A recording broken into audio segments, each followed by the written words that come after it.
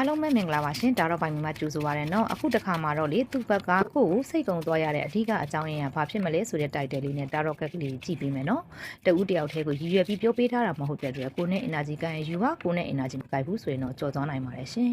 ကဲပထမဦးဆုံးကက်ကလေးဒီကက်ကလေးကပြနေရတာကတော့လေသူကမေတ္တာတရားနဲ့ပေါ့နော် view ဆိုင်မှုတွေပေးဝေရမှာမမျှတဘူးဆိုတဲ့ပုံစံမျိုးလေးကိုပြနေရနော်တယောက်ကပဲအမြဲတမ်းပေးဆက်နေရပြီးတော့မှကြံတယောက်ကရယူယုံပဲရှိနေပြီးတော့ပေါ့နော်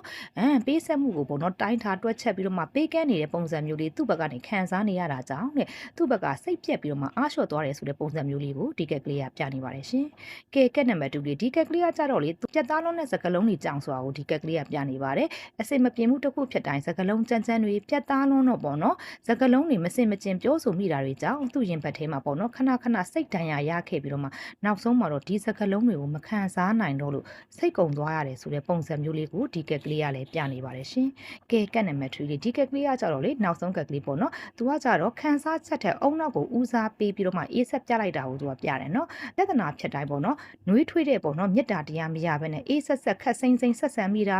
ပြီးတော့မှစီးစတိုင်းတွေပေါ့နော်ထက်ခါချားလိုက်တာကြောင့်သူ့ဘက်ကငါ့ကိုမချစ်တော့ပါဘူးဆိုတဲ့ပေါ့နော်ငါနဲ့အတူရှိတာအေးဆက်လုံးနေဆိုတဲ့ပုံစံမျိုးလေးသူ့ဘက်ကခံစားသွားရတဲ့ပုံစံမျိုးလေးကိုဒီကက်ကလေးကပြနေပါတယ်နော်ကဲဒါကြောင့်မို့လေအကြံပေးချင်တာကတော့လေကက်3ကက်စလုံးရဲ့စွမ်းအင်ရကသူ့ဘက်ကစိတ်ကုံသွားရတယ်ပေါ့နော်အကြောင်းကပေါ့နော်မေတ္တာမရှိလို့မဟုတ်ဘဲနဲ့မျှတမှုမရှိခြင်းစကလုံးထက်မြက်လွန်းခြင်းတွေကြောင့်ပေါ့နော်ခက်စိမ့်စိမ့်အေးဆက်ဆက်ပေါ့နော်ပြုတ်မှုမှုများကြောင့်ဖြစ်တယ်ဆိုတာလေးကိုပြပါတယ်နော်ဒါကြောင့်မို့အဓိကတော့ချက်ကတော့လေကိုယ့်ဘက်ကအေးဆက်သွားတဲ့စီးတိုင်းတွေကိုရှော့ချပြီးတော့မှမာနနဲ့အတ္တတွေကိုဖယ်ထားမယ်ဆိုရင်ပေါ့နော်ဖယ်ပြီးတော့မှနှွေးထွေးတဲ့စကလုံးတွေနဲ့ပြန်လဲထိတွေ့ဆက်ဆံမယ်ဆိုရင်တော့အဆင်ပြေနိုင်ပါတယ်ဆိုတာကိုအကြံပေးပြစေရှင်နောက်ဆုံးအနေနဲ့ဆူတောင်းပေးချင်တာကတော့လေအခုအခိုက်အတက်မှာအသင်တို့နှစ်ဦးကြားမှာရှိတဲ့အေးဆက်မှုနဲ့နားလည်မှုလွဲမှားမှုပေါ့နော်စကလုံးတွေအများကြီးကြောင့်ပေါ့နော်စကလုံးတွေများကြောင့်ဖြစ်တဲ့စိတ်ဒဏ်ရာတွေမှန်သမျှအမြန်ဆုံးအေးငြိမ်းသွားပါစေအပြန်အလှန်မျှတတဲ့မေတ္တာနှွေးထွေးသောစေတနာတို့နဲ့ပြန်လဲနားလည်မှုရရှိတဲ့အခါခိုင်မာတဲ့အေးချမ်းတဲ့ပေါ့နော်ဆက်ဆံရေးကိုပြန်လဲတည်ဆောက်နိုင်ပါစေလို့ဆုတောင်းပေးလိုက်ပါတယ်ရှင်အားလုံးပဲကံကောင်းခြင်းတွေပိုင်ဆိုင်နိုင်ပါစေနော်